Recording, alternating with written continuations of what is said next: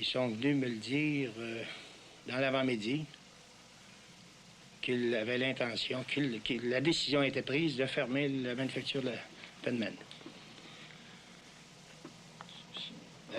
Et puis, là, je leur ai demandé, j'ai dit, vous n'êtes pas sérieux? Ils ont dit, on est bien sérieux, on est obligé de fermer. Là, je leur ai demandé de me prouver pourquoi ils voulaient fermer. Alors, ils m'ont montré des chiffres qui arrivaient en déficit avec la ligne de sous-vêtements, des gilets qu'ils faisaient. Et puis, après avoir constaté moi-même leur déficit, je ai dit, que voulez-vous? C'est vous autres qui connaissez votre affaire.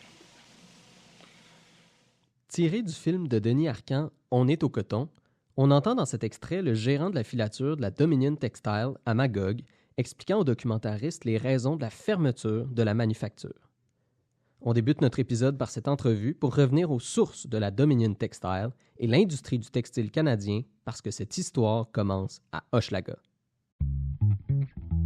Cet épisode est le premier d'une série de 3 qui traite de l'histoire de l'industrie du textile à Hochelaga. Nous aborderons l'histoire de ces manufactures et leurs propriétaires, la vie des travailleuses et travailleurs du textile et le développement du syndicalisme avec l'histoire de la militante Christine Cadette. C'est quoi une filature? Qui est celui qu'on appelle le roi du coton? Comment vivent les weavers d'Hochelaga? Vous écoutez Mémoire MHM, un balado produit par l'Atelier d'histoire Mercier Hochelaga Maisonneuve. Aujourd'hui, on commence par la naissance de l'industrie du textile canadien au 19e siècle, son arrivée à Hochelaga et le combat de coq qui oppose les 2 hommes d'affaires représentant cette période de grands projets, Victor Hudon et Andrew Frederick Gould. Messieurs, je n'ai pas le don de la parole, mais je possède celui du travail et de l'industrie. On a souvent parlé de l'immigration des Canadiens aux États-Unis, et vous le savez, on a pu jusqu'ici l'empêcher. Mais je crois qu'une seule chose peut mettre fin à ce fléau. Et cette chose, messieurs, c'est l'industrie. C'est par l'industrie. C'est en établissant des manufactures dans notre pays que l'on parviendra à retenir nos compatriotes. Nous croyons, mes associés et moi, avoir fait quelque chose pour notre pays en implantant à Hochelaga une nouvelle industrie. C'est pour cela que nous ne craignons point la compétition. Loin de là. Nous voudrions que l'on établisse une dizaine d'autres manufactures. Ce prêcheur de l'industrie que vous venez d'entendre, c'est Victor Hudon, un industriel canadien-français de la fin du 19e siècle qui sera la tête de proue des débuts de l'industrie du textile à Montréal dans l'Est, à Hochelaga. Si Victor Hudon semble si sûr de lui quant à la réussite de son projet dans l'extrait, c'est parce qu'il sait à quel point les conditions économiques sont favorables pour une telle entreprise au Canada à la fin du 19e siècle. Revenons donc au début de l'industrie du textile et de l'industrialisation pour comprendre dans quel contexte se lancent les industriels du textile montréalais comme Victor Hudon. Les débuts de l'industrie du textile au Canada sont assez modestes. Bien que nous parlerons principalement de l'industrie du coton dans cet épisode, il faut savoir que les premières manufactures de ce genre ne fileront pas du coton mais de la laine. Le coton, fruit du cotonnier, ne pousse pas dans le climat canadien et au Canada, les premières industries du textile se développent à partir de matériaux disponibles localement. Il faudra attendre la transition de plus en plus marquée vers la vie urbaine ainsi que le développement d'une économie industrielle pour qu'il soit possible au Canada de transformer le coton sans se ruiner. On écoute Martin Petitclerc, professeur au département d'histoire de l'UQAM et directeur du Centre d'histoire des régulations sociales.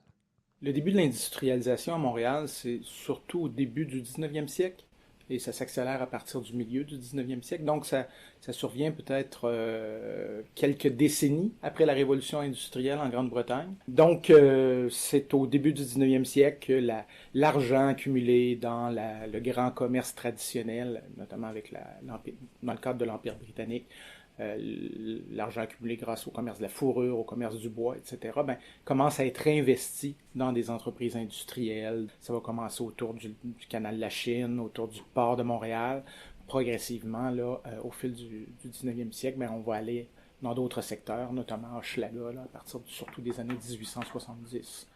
C'est donc seulement durant la deuxième moitié du 19e siècle qu'on verra naître des filatures de coton qui perdurent. D'ailleurs, c'est quoi une filature? Dans cet épisode, on va référer aux filatures pour parler des usines qui se spécialisent dans la transformation de fibres textiles, comme le coton en fil et éventuellement en tissu. Pensez-y, là, on parle d'une période où de plus en plus de gens habitent en ville et où on consomme de plus en plus de marchandises. On peut penser à l'industrie du vêtement ou celle du mobilier qui demande une grande quantité de ce tissu. C'est véritablement un secteur de l'industrie poussé à prendre de l'ampleur. Un bon exemple des premières filatures dans la région montréalaise est celle de F.W. Harris dans Pointe-Saint-Charles, proche du canal Lachine, construite en 1853. Après 2 ans d'activité, cette première filature de coton en importance à Montréal engage 70 travailleuses et travailleurs, principalement des femmes et des enfants, une tendance qu'on reverra souvent dans la suite de notre histoire. Bien que l'entreprise de Harris ferme ses portes en 1870, elle demeure un coup d'envoi favorisant ce genre d'investissement pour les industriels et les financiers montréalais.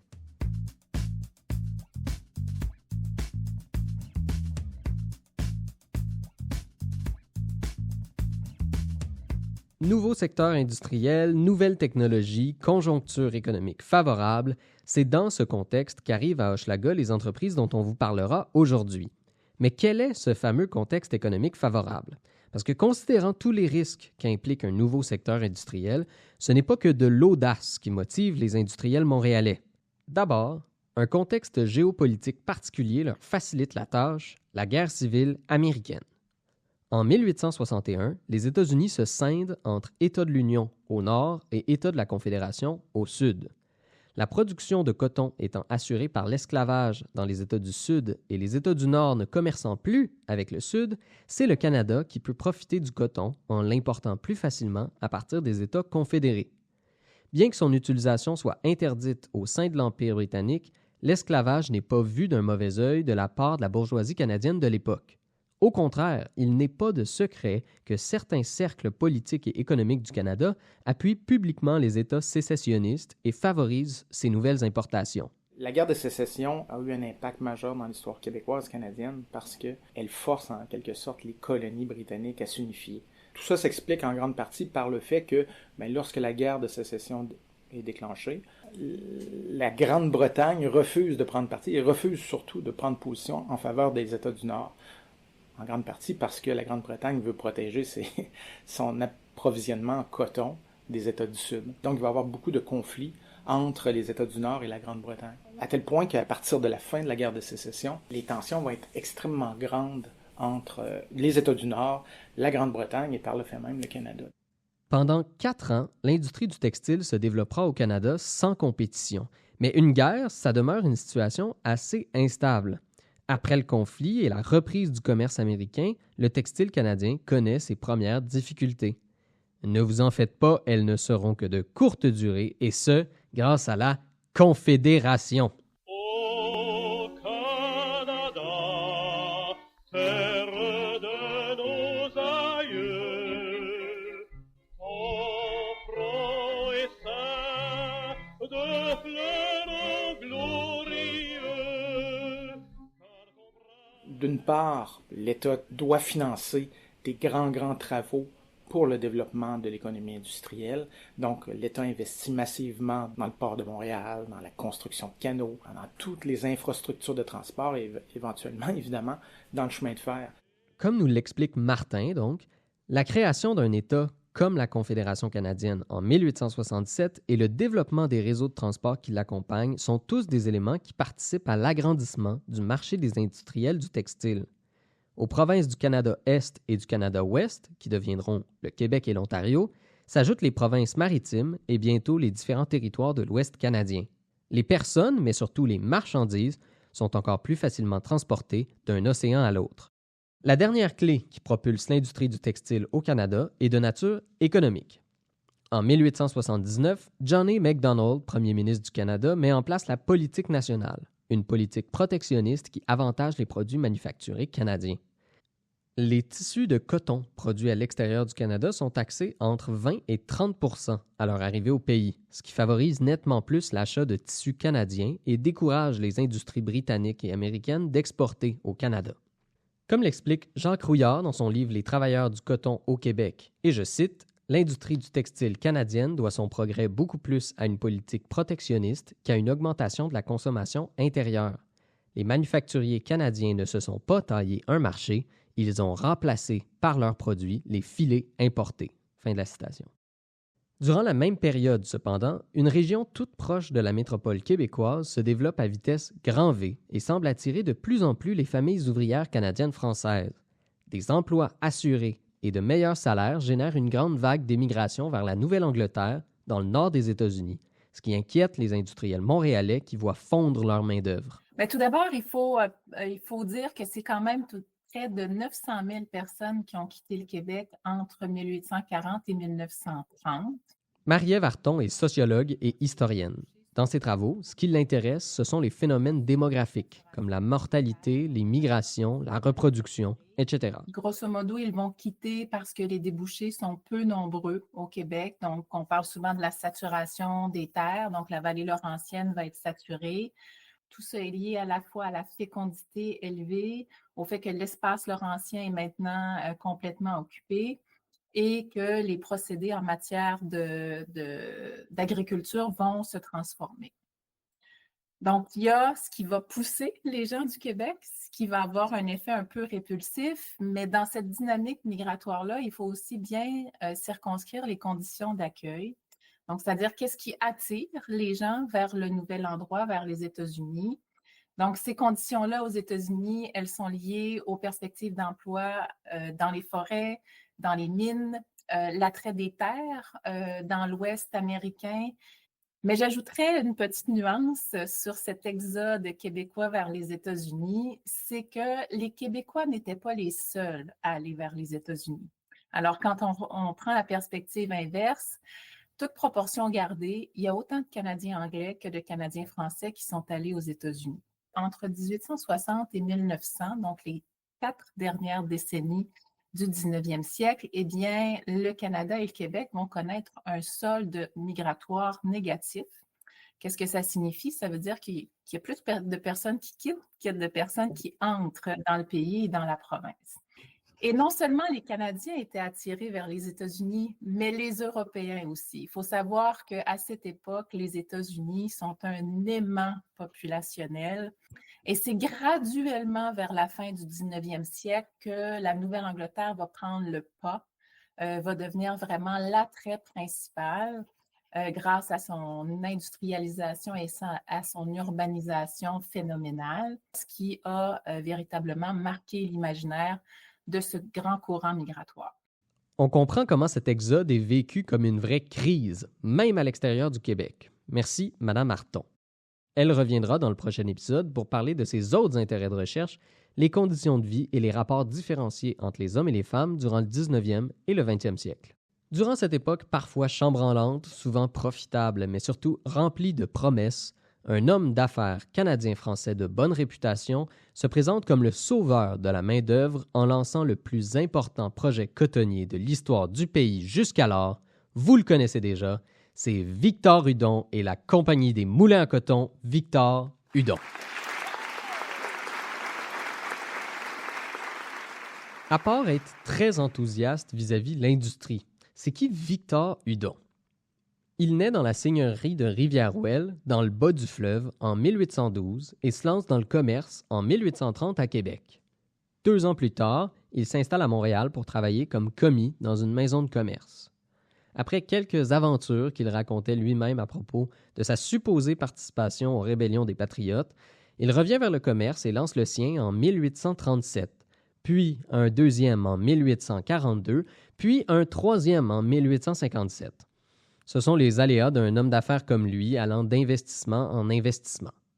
Ce qui permet aussi ce genre d'investissement, c'est une banque. Et tant mieux parce qu'en 1861, il participe aussi à la fondation de la Banque Jacques-Cartier, une organisation fondée et gérée par des marchands francophones pour favoriser les prêts aux commerçants canadiens-français. Dans toutes ces entreprises, une spécialité semble s'imposer dans la carrière de Hudon: l'import-export de dry goods, de marchandises sèches, c'est-à-dire de matières premières et de produits prêts à la consommation, comme des objets du quotidien, du sucre, du café, du tabac et, ce qui nous intéresse, le textile.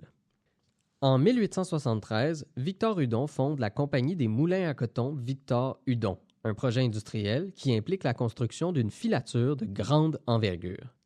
C'est aux abords du fleuve Saint-Laurent, à Hochelaga, un village à la frontière de la ville de Montréal, que sera construit un bâtiment de 5 étages de haut, d'une longueur de 215 pieds par 80 pieds de large, le tout surplombé par sa cheminée devenue mythique dans le paysage industriel de l'époque, une grande tour de briques de 133 pieds de haut. Bon, je sais que le système impérial ne parle plus à grand monde, puis que des chiffres lancés de même dans un balado, ça vous aide pas vraiment à visualiser le bâtiment. Je vais essayer de vous aider à vous le représenter un peu mieux. L'usine occupe une superficie de 6 courts de tennis mis les uns à côté des autres sur la longueur, puis pour la cheminée, imaginez-vous la hauteur d'un immeuble à bureaux d'une douzaine d'étages de haut. Ajoutez à cela 300 métiers à tisser et 18 000 fuseaux pour filer, et vous avez la recette gagnante pour devenir la coqueluche des journaux de la fin du 19e siècle. Autrement dit, ça en jette. Inaugurée en 1874, la filature qu'on appelle la Hudon emploie 250 ouvrières et ouvriers, mais ce nombre grimpe rapidement pour atteindre les 800 en 1880. Ce développement est accompagné en 1881 par un agrandissement massif de la filature. La longueur du bâtiment augmente de près de 600 pieds ou 18 courts de tennis en plus. Autant dire que de 1874 à 1882, l'entreprise est une réussite totale pour Hudon et ses actionnaires. Mais toute bonne chose a une fin, la crise ne saurait tarder, et Hudon se fait vieux. Son conseil d'administration s'apprête à lui en passer une vite. À partir du début des années 1880, les actionnaires de la Hudon sont nombreux, et ses administrateurs, des industriels féroces, jouent du coude pour obtenir le plus grand gain possible sur leurs investissements. Victor Hudon est de plus en plus en proie à une usurpation commerciale. C'est dire qu'il risque de se faire mettre dehors de sa propre entreprise. Vous ajoutez dans le même article, et cela de votre propre chef, que je suis en faillite depuis longtemps et que je n'ai plus aucun intérêt dans la compagnie de coton V. Hudon. Vous affirmez en cela 2 faussetés qui me sont très préjudiciables. Il n'est pas vrai que je sois en faillite et il est parfaitement connu que j'ai dans la compagnie V. Hudon des intérêts considérables.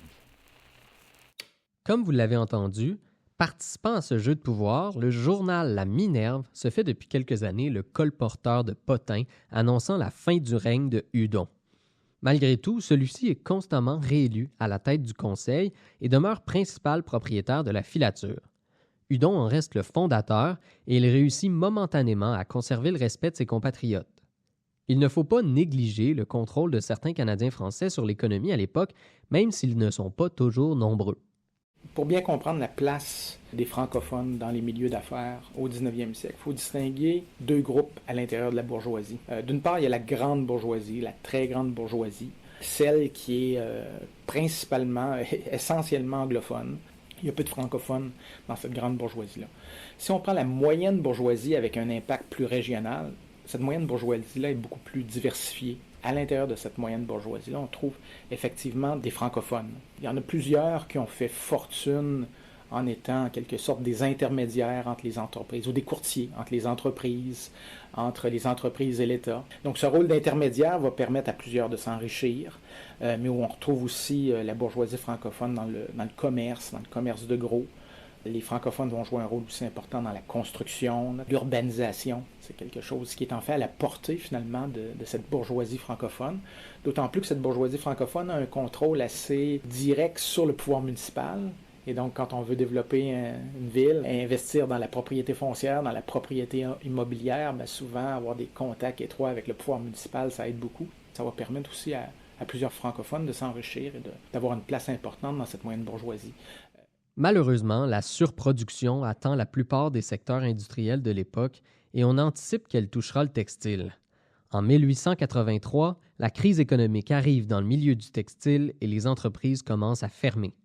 On pourrait faire l'hypothèse que les administrateurs de la filature cherchent à protéger la compagnie, car lors d'un retournement de situation assez prévisible, au début de l'année 1882, les membres du CA élisent Andrew Frederick Galt au poste de président. Victor Hudon perd le contrôle de son entreprise. Le vieux Hudon ne remplit plus ses promesses et depuis quelque temps déjà se tramait l'idée qu'il n'était plus ce qu'il fallait à l'entreprise. Bien qu'il soit un nouveau personnage de notre histoire, il n'est pas surprenant de voir Galt prendre la tête de la Hudon. Celui qu'on appellera le roi du coton au Canada est déjà bien connu dans le secteur.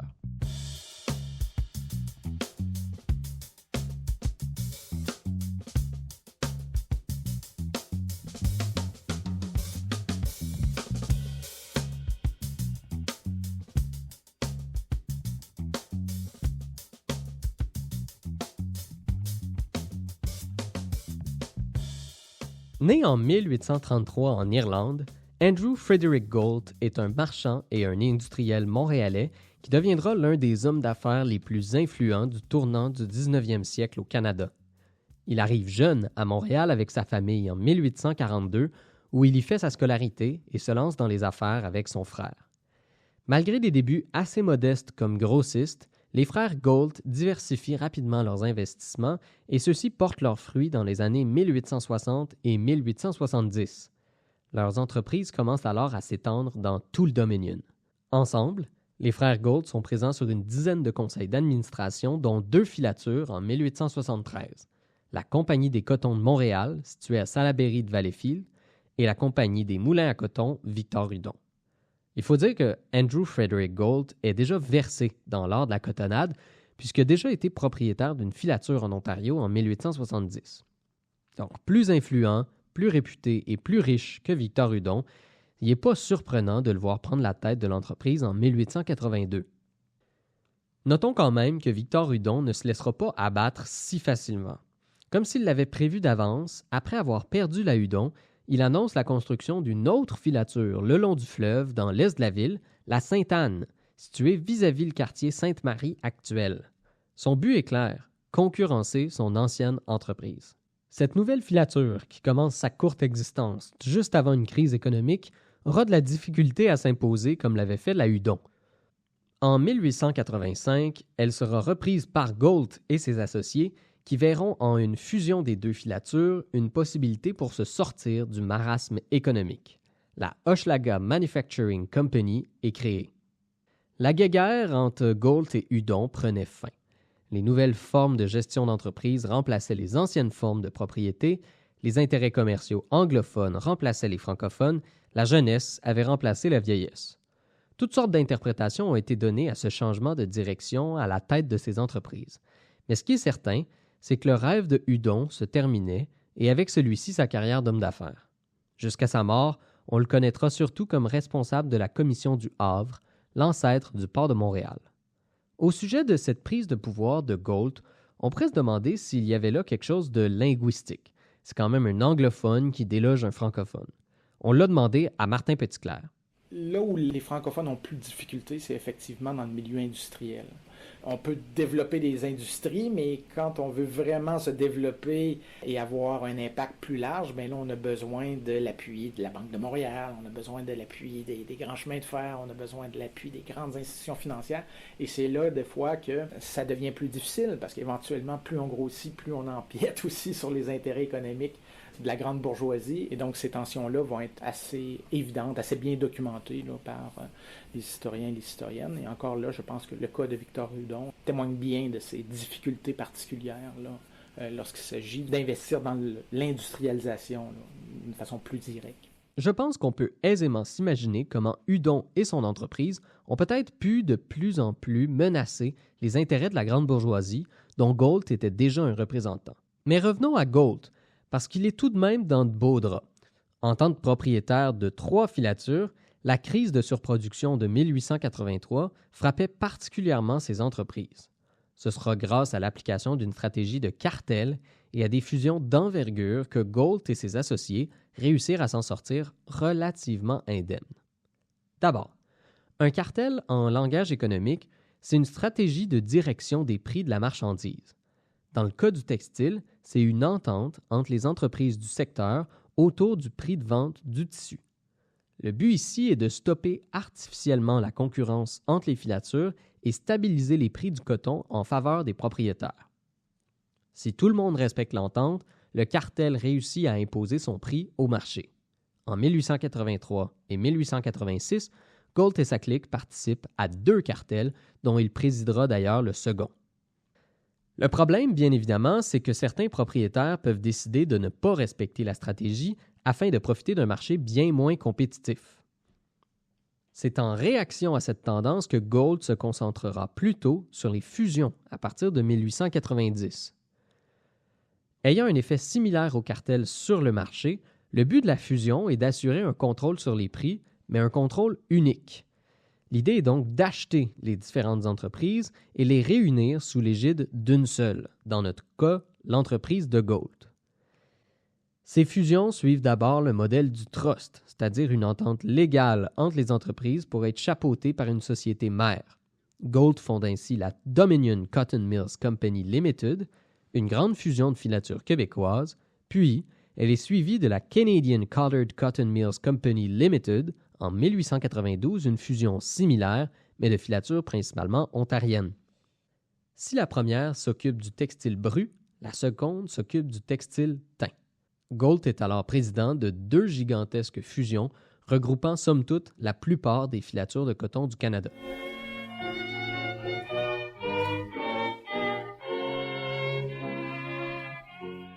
Au début de la révolution industrielle, le marché est très concurrentiel et donc la stratégie d'accumulation du capital ou de concentration du capital, pour être plus précis, c'est cette idée que les grandes entreprises sont tellement investies de capitaux, doivent protéger des intérêts de plus en plus gros et donc elles doivent de plus en plus se protéger d'un marché qui pourrait les menacer.